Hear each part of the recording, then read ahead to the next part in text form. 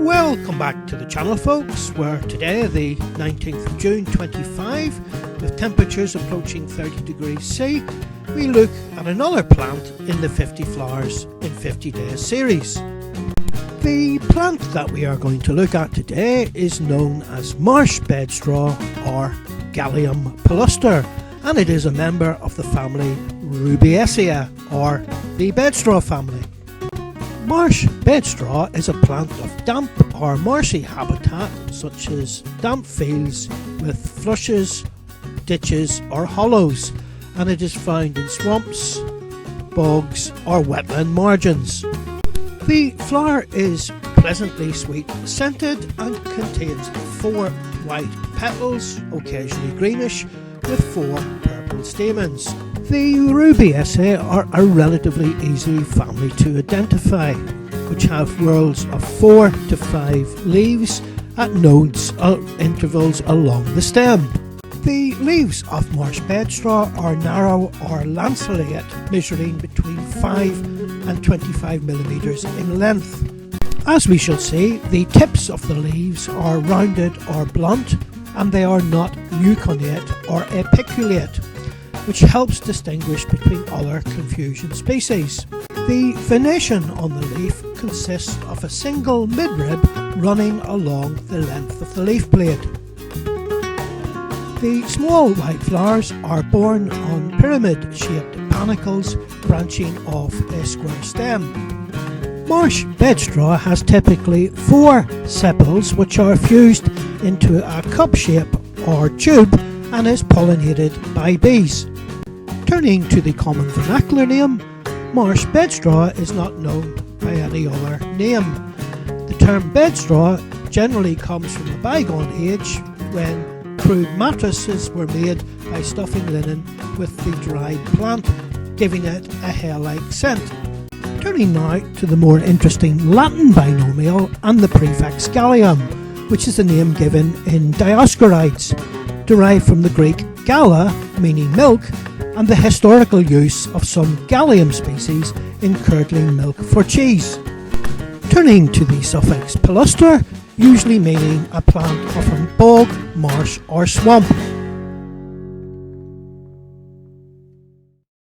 Marsh bedstraw is a plant of damp or marshy habitat such as meadow hollows, ditches and flushes, as well as marshes and damp meadows and fields, swamps and wetland margins. The plant falls within the National Vegetation Classification in Community M23, which is the Marsh Bedstraw rush pasture. It is also a component of the purple moorgrass and rush pastures. So, on this hot June day, let's take a close look.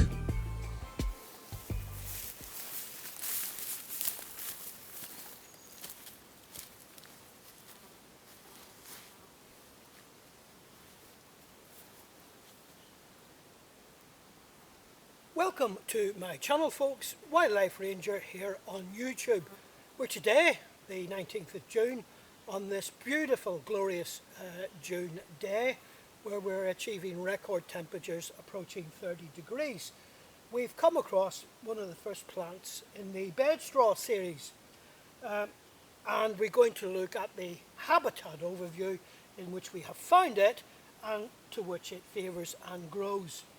So the first thing to note is I am framed between a marsh thistle here, a marsh thistle there, and a marsh thistle directly behind me, which I'm incredibly wary of, as well as some rushes. So by deduction, you should immediately determine that this plant likes damp, wet habitats. And it's no coincidence that this open field drain behind me, or this little channel, which you can just see with the overgrown vegetation, fills up in winter with standing water, making it boggy and damp, which is what this little plant favours, damp meadow soils.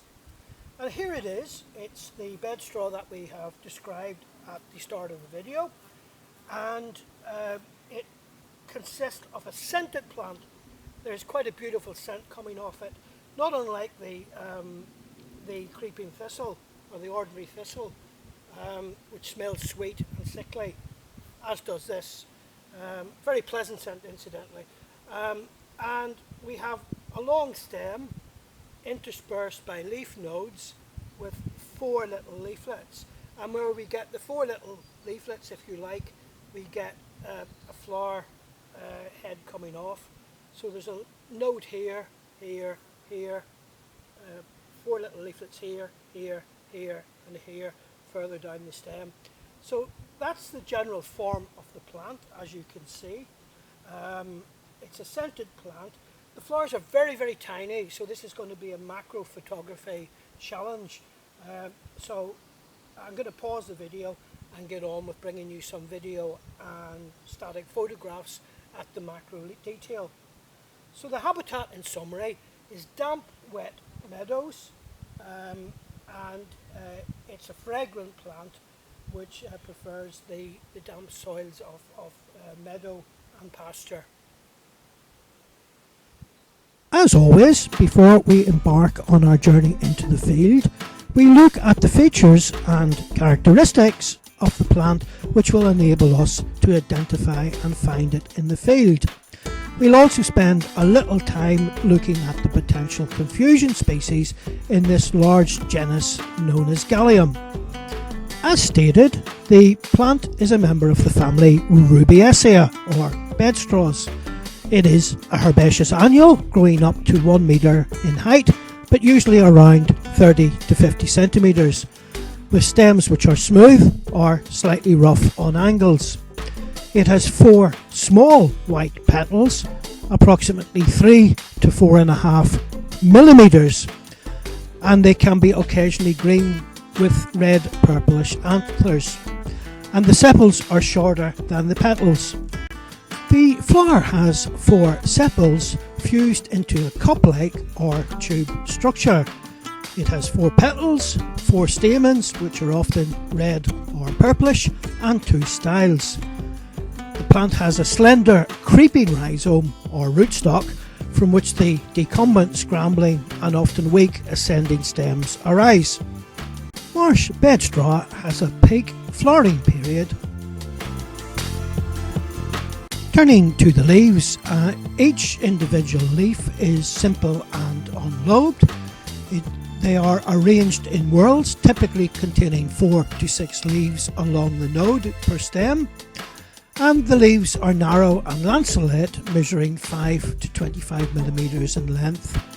The leaves are green and may appear dull or slightly shiny on the upper side. The veins, each leaf has a single main vein or midrib running from the base to the tip with no secondary veins.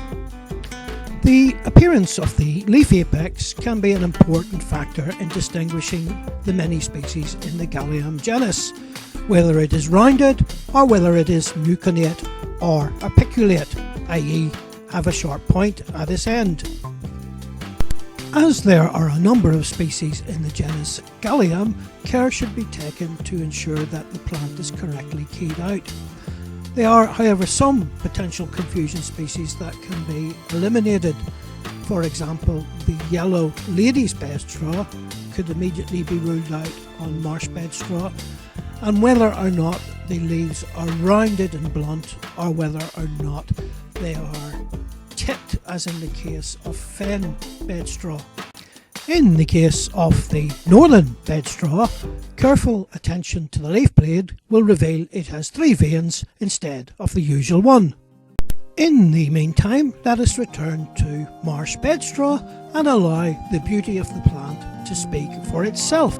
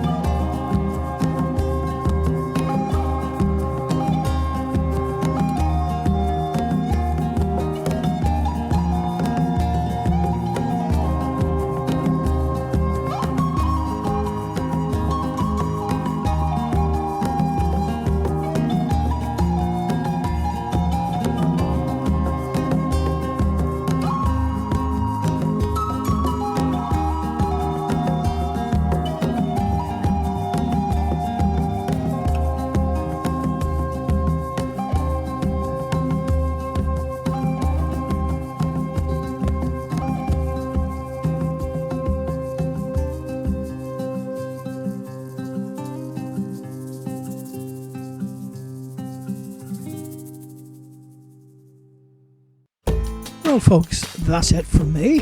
This brings another episode on the Marsh Bedstraw, our fragrant friend, to an end. And once again, I thank you very much indeed for watching. I hope you can join me on the next foray into the botanical world. If you have liked or enjoyed this video or found it interesting or educational, please like, share and subscribe to help this channel become successful. In the meantime, all that remains to be said, in the words of Maggie, our international symbol of floral appreciation, is whatever the weather is, get outdoors and enjoy it.